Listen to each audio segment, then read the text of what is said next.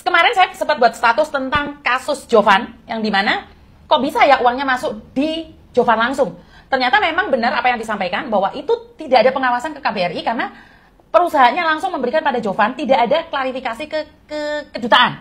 Jadi saya tidak menyalahkan kedutaan juga, karena kedutaan itu kalau sudah timbul masalah baru mencari kedutaan. Itu menurut versi Pak Dubes ya.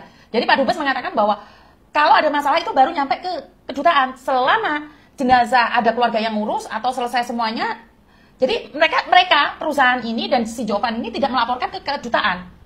Tidak ada laporan ke kedutaan. Jadi kenapa menjadi terkendala di pembayaran dan uangnya itu sudah masuk ke si Jovan. Dan ini tidak ada keterlibatan dari KBRI Kamboja. Ya, ini saya clearkan ya, biar tidak ada masalah di sini ya. Jadi tidak ada keterlibatan pihak pemerintah Indonesia yang ada di Kamboja tentang kasusnya Natasha.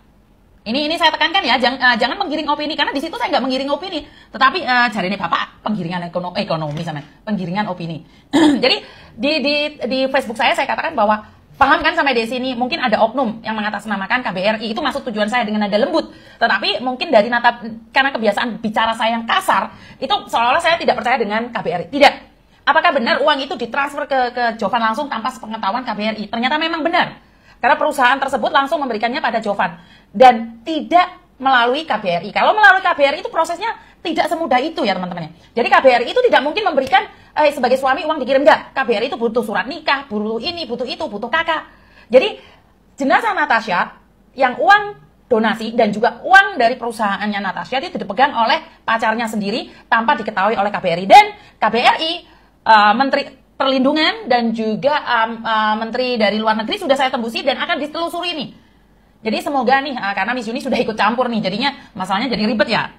Jadi masalahnya jadi ribet kalau Miss Yuni sudah ikut campur, karena saya tidak perlu melalui siapa-siapa, saya langsung menembusin Pak Dubes langsung. Jadi Pak Dubes saat ini langsung turun tangan ya teman-teman ya. Jadi semoga ini menjadi arahan yang terbaik buat jenazah Natasha ya teman-teman ya. Jadi karena saya tidak ingin Natasha ini dibiarkan begitu lama ada di sana. Jadi semoga almarhum Natasha bisa dipulangkan secepatnya. Yo guys, baik lagi seperti biasa. Oke Kevin, kita bahas lagi, masuk ke segmennya Kamboja ya. Ini ada beberapa info lagi dari Kamboja. Nah, ada kronologi terbaru ya. Ini kasus Rizal Kamboja yang kemarin ya meninggal. Nah, ini kita lihat kronologi yang sebenarnya seperti apa sih dari kasusnya Rizal ini guys. Yuk kita lihat beritanya bareng-bareng ya. Foto bekerja dengan tangan terborgol, keluarga histeris dengan kepulangan jasad Rizal Sampurna dari Kamboja. Yuk kita bahas kronologi kasusnya. Pada Januari 2025, Rizal menyampaikan ke keluarga dia bekerja di Kamboja, namun pada saat itu dia tidak menginformasikan siapa yang memberangkatkannya ke Kamboja. Pada 13 Maret 2025, Rizal menghubungi adik sepupunya dan mengatakan bahwa dia bekerja sebagai scammer di Kamboja. Dia juga sempat membagikan foto bekerja dengan tangan terborgol, namun dia mengatakan kalau dia ini nggak apa-apa dan meminta adik sepupunya ini mendoakan dia akan baik-baik aja. Dan pada saat itu ibunya juga tidak tahu apa yang sedang dialami oleh Rizal. Almarhum Rizal sempat diberitakan meninggal pada April 2025, namun ternyata dia ini sudah meninggal semenjak 17 Maret tahun 2025.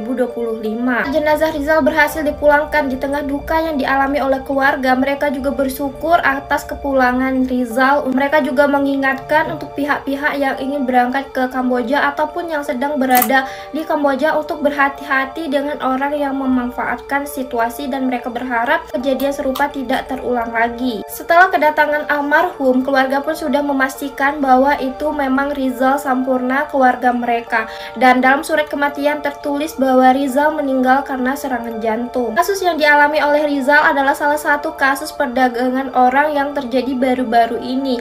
Mereka diiming-imingi dengan gaji yang tinggi dan bekerja di Kamboja. Namun pada saat sampai di Kamboja, mereka bekerja di tempat yang mereka nggak pernah terpikir sama sekali. Salah satunya itu menjadi seorang penipu. Mereka bekerja di bawah tekanan, mengejar target, dan salah satu sanksi terberat yang harus mereka alami yaitu kekerasan fisik hingga ada yang meninggal juga. Duh kan, laporan nih OTW Kamboja katanya. Mei 2002 melatih mental. Malam ini kami berhasil menerobos rumah orang. Kita sedang menguji mental untuk nanti hidup di Kamboja. Jadi mulai dari sekarang kita sedang melakukan apapun itu usaha menguatkan mental. Salah satunya kita sedang berada nggak tahu di rumah siapa, kita coba tidur di sini. Selamat malam. Kelihatan banget bohongnya, Mas. Jenazah Natasha. Donasi buat pulangan jenazah Natasha. Ini ya, saya live ini ya. Tanggal 25 tanggal 17 Mei 2025 jam 4 sore. Ini jam piro? Jam 4 atau jam 5 sih? Oh, jam 3 kurang. Per jam 3 kurang sudah mendapatkan donasi 28 juta. Jadi saya akan terus mengupdate terus ya.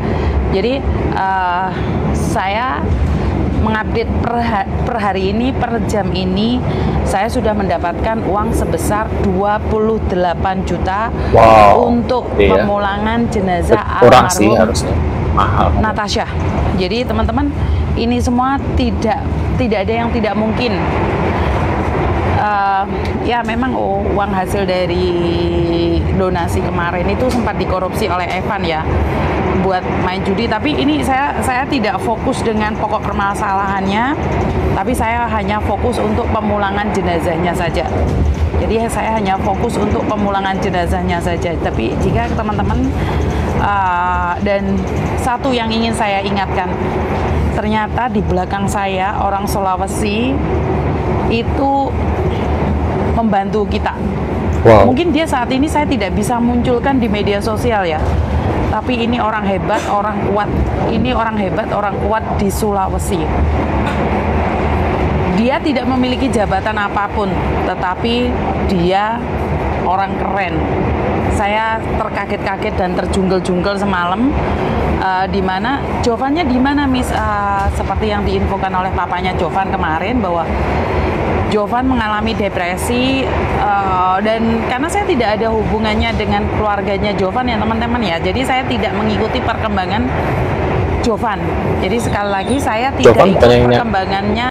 Yang ngambil uangnya. Saya tidak ikut perkembangannya. Saya tidak ikut perkembangannya keluarga Jovan. Jadi saya fokus ke keluarganya Natasha. Karena keluarganya Natasha sudah melaporkannya di Polda.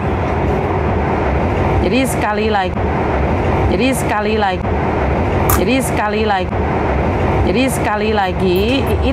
itu yang berdasarkan dari informasi dari keluarga Natasha ya teman-teman ya.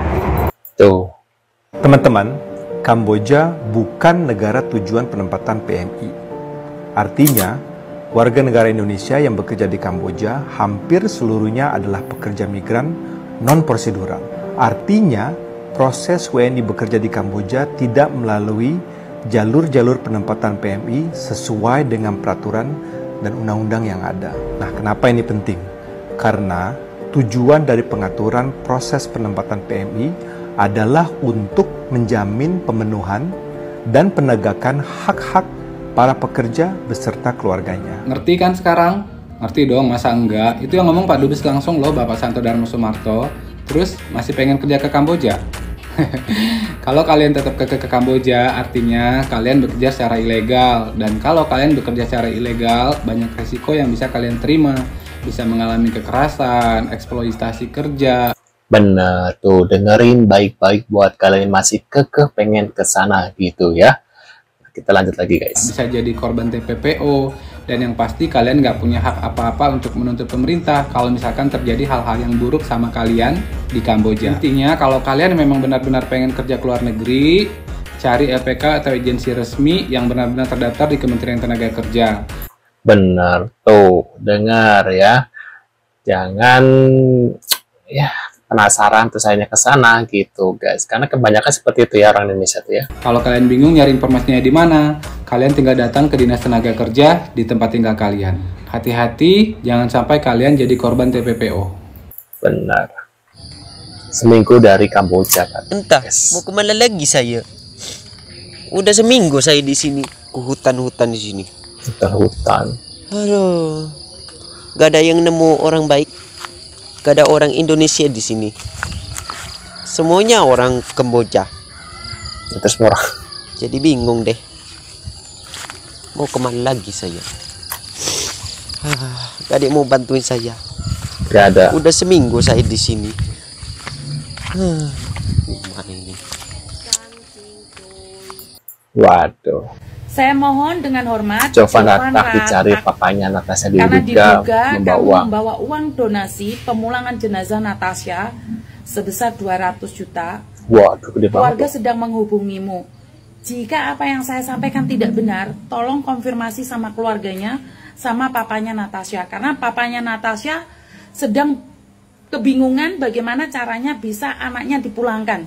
Jadi, Jovan, kembalikan uang itu karena itu bukan punyamu. Kamu posisinya ada di mana? Telepon keluarganya sekarang juga. Karena jenazah ini nggak main-main loh ya. Saya sedang berbicara tentang jenazah. Jangan bermain dengan jenazah. Jangan, itu uang donasi jenazah. Itu uang mayat. Tuh, dengerin, itu uang mayat. Jangan sampai nanti kita juga seperti itu gitu ya. Ketika kita meninggal nanti, yang harusnya uang itu dibuat untuk menguburkan kita malah kayak seperti itu gitu guys. Ya, ini jadi pelajaran banget buat kalian yang masih pengen ke Kamboja, silakan mangga ya. Terima kasih sudah hadir dan sampai jumpa di video selanjutnya. Saya selalu buat kalian ya. See you.